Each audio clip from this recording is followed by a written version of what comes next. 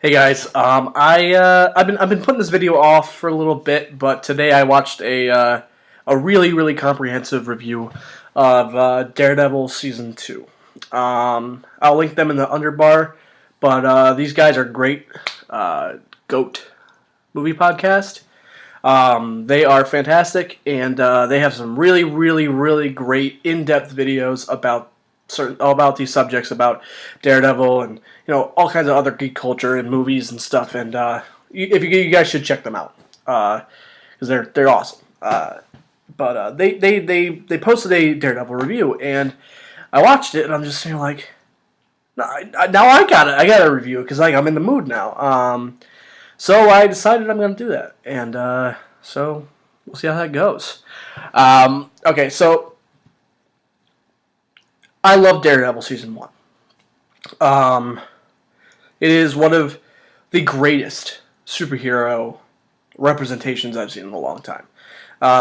It's beautiful and it's violent, it's dark, and it's well acted, it's well written, it's fantastic. Daredevil season 2 is better than season 1, and some people don't agree with me on that. I think it's far and away better than season 1. I think it's even better. It's in the action department, in the story department, the acting, the writing. It's immaculate to me. I have like zero issues. Story wise, there are moments where some of the acting is a little weak. I will not deny that, but overall, it's a well-structured, a well-written, a well-acted, and a well-shot show.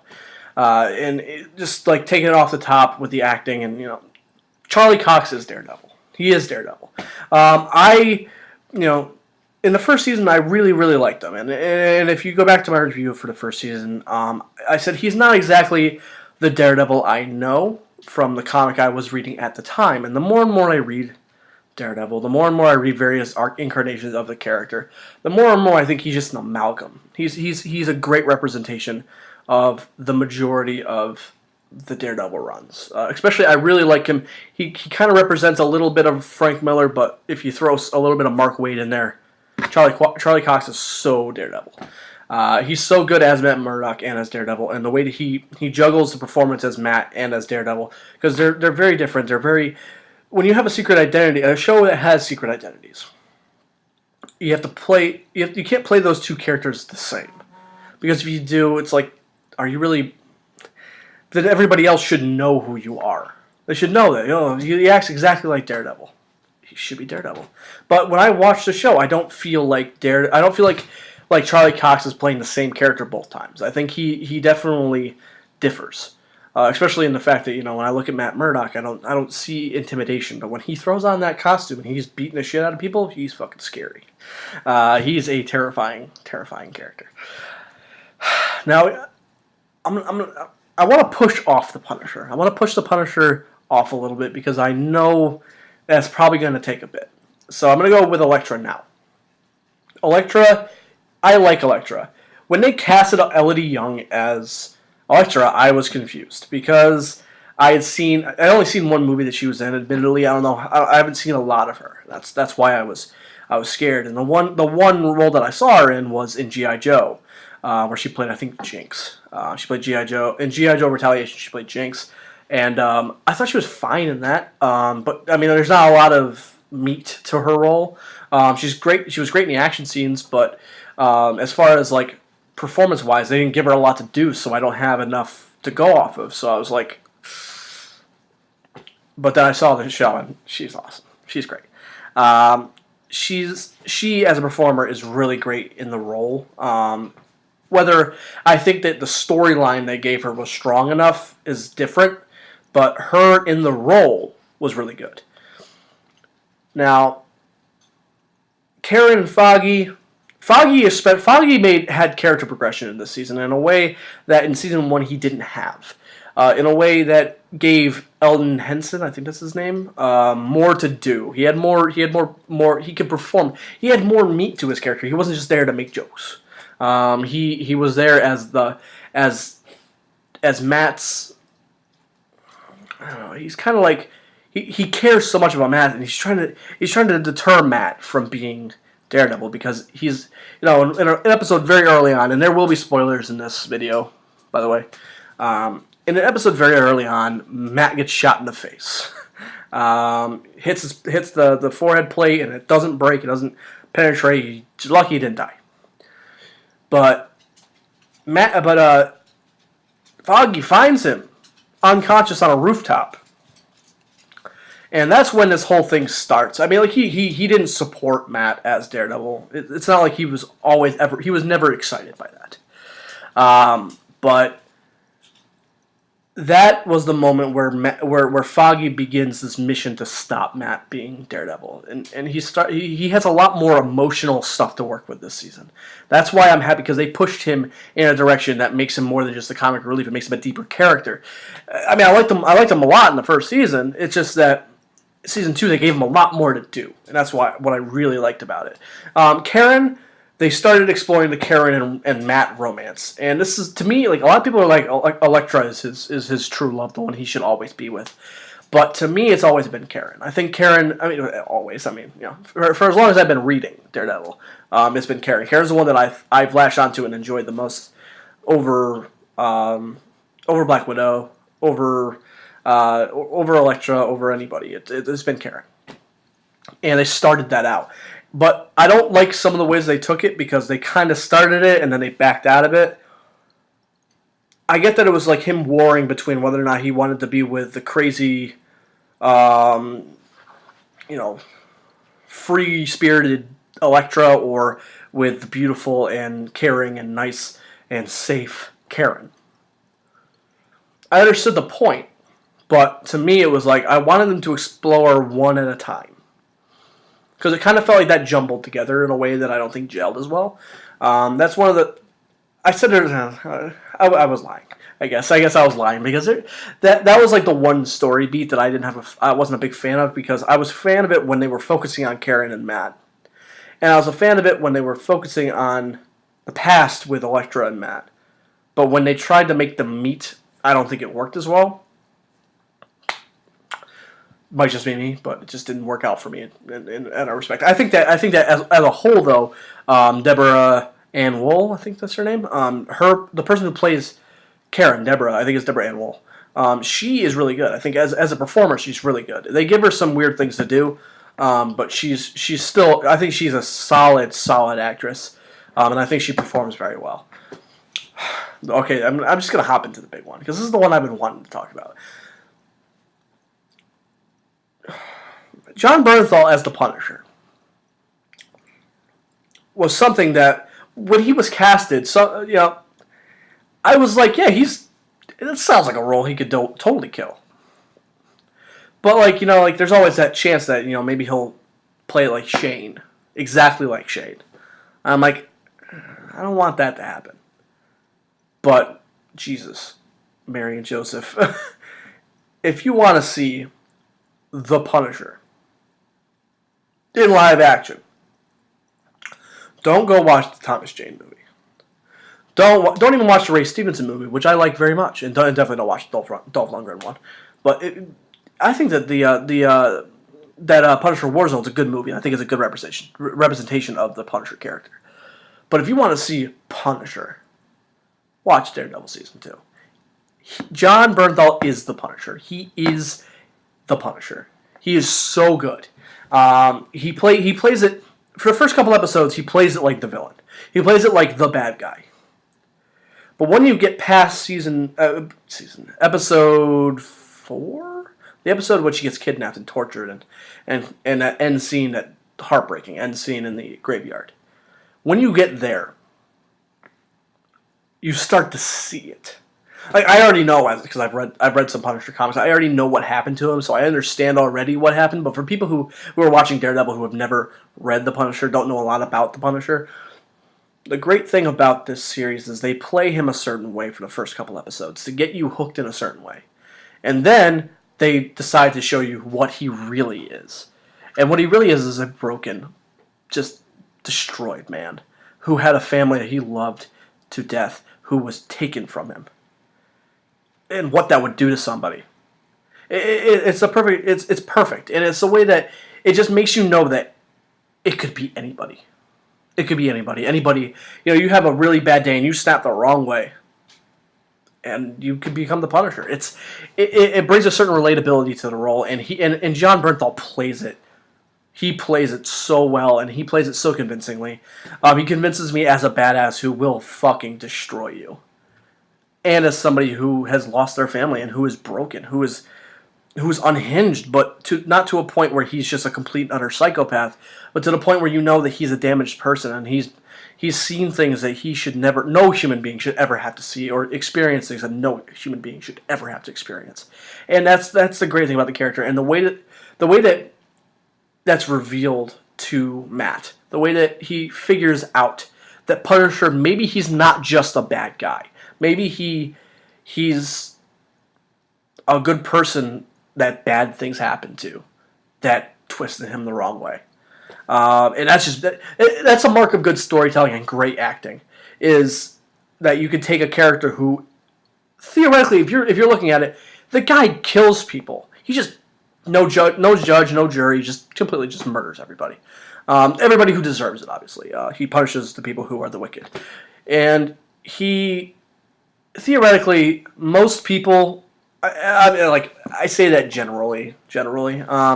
Most people might think that's a little fucking nuts. But the way this show plays it and the way the show writes it, it makes you think maybe he's not all that wrong.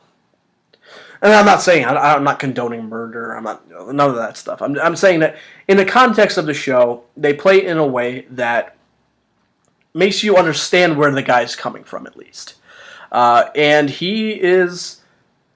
he is far and away, besides Matt, the best character on the show right now. He's definitely the most fully rounded. He has as much of an arc in this season as Daredevil does. They set up this character so well, and they have him pay off towards the end. When he finally dons that skull suit, he shows up at the end and he helps Daredevil take down the Hand, kind of. Where he kind of just shows up and he saves Daredevil at the end. And it's like, he comes full circle. He goes from being just a bad guy who just wants to kill everybody to being not quite a hero, but understanding who he is and understanding what he needs to do. And that's a great arc, and one that's very emotionally just, it hits you really hard, especially in that episode, that scene in the graveyard. It's like they dropped a piano on you. It's fucking heavy. And John Bernthal, I'm calling it right now, John Bernthal is one of the most mesmerizing and most riveting performances in a comic book film since Robert Downey Jr.'s Iron Man. In a comic book property in general, he is about the most riveting I have seen in a long, long time. And he is case in point, Garth Ennis, Punisher. He is so good, and he has scenes in this movie. Not just the emotional, the emotional stuff is really great. They play that really well. But when they balance that with the violence of the Punisher, that is when you realize that the writers of this show are geniuses, because there's one scene, and to me this is the one, that stairwell fight scene with Daredevil. It's compared to the fight scene in the hallway in the first season. But to me, the one that really rivals that scene. I love the stairway fight scene. It's incredible. But the one that really, really just proves the badassery of this character, of the Punisher, and really rivals the power and just the how strong of an action scene that first hallway fight scene is the fight scene in the prison with Punisher. It is so intense, and it is so brutal that it's incredible. That's the one, to me at least, that definitely lines up against that scene. Better than the Daredevil stairwell fight scene, which, by the way, is fucking incredible. It's a marvel on a TV budget that they managed to make action scenes that I believe and enjoy watching more than movies that have $250 million budgets. I'm looking at you, Batman v Superman. That hallway fight scene, as much as I love all the action scenes of Batman v Superman, don't get me wrong, they're all awesome. They're well shot, they're well staged, they're fucking great. But the way that Daredevil carried that action scene, the way that they shot it, the way that they played it, the way that it just had so much grit to it, and the way that Daredevil, it's telling its own story through action instead of dialogue. There's no dialogue in that entire scene. I think it's got to be at least a 6-minute scene. It's such a powerful action scene, and it's way better. If there is any CGI in there, and if I have to say there's probably any CGI in there, it's probably the chain, like when he's using the chain and he's wrapping around people's throats. I don't know. I doubt that they actually did that. I'm sure it was CGI, but the CGI is so non-existent in that scene, and that's what makes it feel so practical, so gritty, so down to earth, like it just fucking happened in front of you. That's what I liked about it, because there's so much CGI in Batman v Superman. Whether it's pretty CGI or not, when I look at Doomsday, I'm like, yeah, he doesn't look terrible, but he ain't fucking there. There's no way that that's a person. So when you look at it, it's like, yeah, I love the big bombastic CGI action scenes just fine. But like when you get a practical action scene together, I prefer it over everything. If you could do it practically, you got to do it practically. And that scene was astonishing, as well as the prison fight scene was great, and the last fight scene between him and between Daredevil and the Hand, incredible. Every single action scene. I have zero problems with any action in this season. This season's action is far and away an improvement over last season's, and last season's action scenes were some of the best action scenes I had seen on television and in movies. Fantastic, and they just upped the bar this season. It's fantastic. I will use that word quite a bit to describe this show, because Daredevil is my favorite superhero show running now. It's a binge series, but I count it as running television. Daredevil is the number one superhero show on any network, any platform. It is the number one for me. It's so perfect because it balances the action and it balances the drama in a way that it doesn't feel like they're just shoving drama in there so they can talk and have a story while having great action. There's definitely enough of both, and it warrants each other. So it's a great mesh. It's a 13-hour long movie, and it's a great 13-hour long movie. That's the great thing about it. As far as there's too much good to say about this movie. I mean, it's a movie, it's a TV show, but it's basically a movie. There's too much good to say. I'm not going to sit here for like an hour talking about this, because I will sit here. I can sit here for an hour and talk about this. Believe you me, I can talk for an hour about this, because this show is fantastic. But if you want to just get a general roundup on this, I don't want to go over too long. This show is amazing. If you have not seen this show yet, if you haven't seen season 1, if you haven't seen season 2, if you haven't seen any of it, you need to watch this show. Whether you're a comic fan or not, I think everybody can enjoy this show. This show is just astonishing. It's nothing short of astonishing. And I'm a Daredevil fan. And there's a lot of stuff in this season that will make Daredevil fans very happy. Like, he finally gets the billy club with the line in it, the grappling hook. So now I mean, like, what, season 3 we're gonna see Daredevil swinging around and stuff finally? Holy shit, dude! I am stoked. And also, they totally set up for season 3. I don't know if they're gonna if they're saying they're not sure if we're gonna have a season 3 yet. They're gonna have a season 3, okay? They have set up season 3 to be Born Again, and if they do Born Again, my life's complete. And I'm saying this as somebody who recently read Born Again for the first time. But if they're going to make that, they're going to have to adapt it a little bit. But if they're going to do Born Again, that is going to be epic. It's going to be a incredibly intense season in which it's going to have action. It's going to have, fantastic fight scenes, but it's going to be heart-wrenching. And I can't wait to see this. I can't wait to see season 3. I can't wait to see Defenders. I can't wait to see Luke Cage. Luke Cage looks fucking awesome. They tagged at the end of the series. At the end of the season, they put a little teaser for Luke Cage, and it looks fucking awesome. I can't wait for all these Netflix shows. I'm more excited for all the Netflix shows than I am for the MCU movies. And I'm excited for the MCU movies. The shows just do it so well. And in a perfect world for me, I wish there was a way we could have TV shows on a budget of a movie, because if you could really tell these long form stories way better instead of trying to shove them into a 2.5 hour long movie. I almost don't want Daredevil to have a movie. I almost want Daredevil to stay on Netflix, stay with a 13-hour long storyline, because it's a great way that you can dive into these characters and really get into the nitty gritty of them, and expand on them and give them great, clear, not rushed story arcs. That's the great thing about these shows. So I hope they continue to do it this way.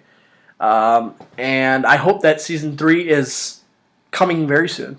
And I hope that I can't wait to see what they do with Defenders, which starts filming at the end of this year. I can't wait for Iron Fist, which is filming right now. I can't wait for Luke Cage, which is in the can, is coming out September 30th. Jessica Jones season 2. I haven't talked about Jessica Jones yet. I probably should do that soon, but I can't wait. The Marvel Netflix universe, the MNU, is incredible. I'm stoked, and I want Punisher to get his own television show. For the record, I want Punisher. I want John Bernthal's Punisher to get a 13-hour long movie. So I hope that they do that. I hope that moves on. I hope they get Moon Knight and all that stuff. Like, I hope that there's so many possibilities for this. And Daredevil has opened the floodgates for the possibilities of superhero television. I'm astonished. So if I have to give this season, a rating, which I most certainly will, I gotta give this. I can't give this anything shorter than an A+. Even with some of the little stumbles they had with the relationship between Karen and Matt and Elektra, even with those, the show is so strong. The themes. I didn't even talk about the ideologies of these characters, man. Easily the best scene in the entire season is just a scene of Daredevil and Punisher on a rooftop in episode, I want to say episode 2 or episode 3, where they just battle about their ideologies verbally. They don't even fight. They fight at the end, but they don't even fight during the majority of the scene, and it's just them arguing. I would have watched a movie of that. It's so riveting, and both actors are so phenomenal in it, and the warring ideologies is what made this season. It was one of the things that made this season so tense, because Punisher and Daredevil are basically, and I said this in my Batman v Superman thoughts video, Daredevil season 2 is what Batman v Superman should have been. And it should have been Superman as Daredevil and Batman as the Punisher, fighting about their beliefs. Punisher thinks that all criminals should just fucking die. You should just kill them all, because the way that Daredevil's doing it isn't solving anything. It's just prolonging the inevitable. It's just prolonging the length and time in which they get out and they kill people. And that's awesome. Like, that argument, those beliefs, the fighting of beliefs and the fight scenes, combining the fact that these people are fighting on an intellectual level, not just a physical level, is what makes the fights so powerful, is because they're characters. These are people fighting for what they believe in. That's what makes the fight scenes so powerful between Punisher and Daredevil, and they're numerous and they're all awesome. But man, if they didn't have that ideology, if they didn't have that clash of beliefs, I don't know that this season would have been as strong. I still would have liked it. I'm sure I still would have liked it. But that conflict of beliefs, that conflict of ideologies, is part of the reason why this season is so strongly written and so strong. It's part of the reason why John Bernthal's character is so strong, is because he clearly has a reason for why he's doing it. He has character motivation. His family was murdered in front of him. That's character motivation if I've ever seen one. His family was killed by the mob, by a mob. During a shootout, they were murdered. If that's not going to go make somebody pop off, I don't know what will. And Daredevil, he believes in the law. He's been raised to believe in the law. He went to school for the law. He's a lawyer. He believes there's got to be a way that you can do this within the law. You can't just kill people. Because as a Catholic, as a Christian, he believes that people have the possibility of redemption. They have the possibility to be good. As a good Catholic boy, he has the belief of redemption, has the belief of forgiveness. And Punisher, that went out the window as soon as his family died. And it just magnifies how broken of a character he is, how broken of a person Punisher is.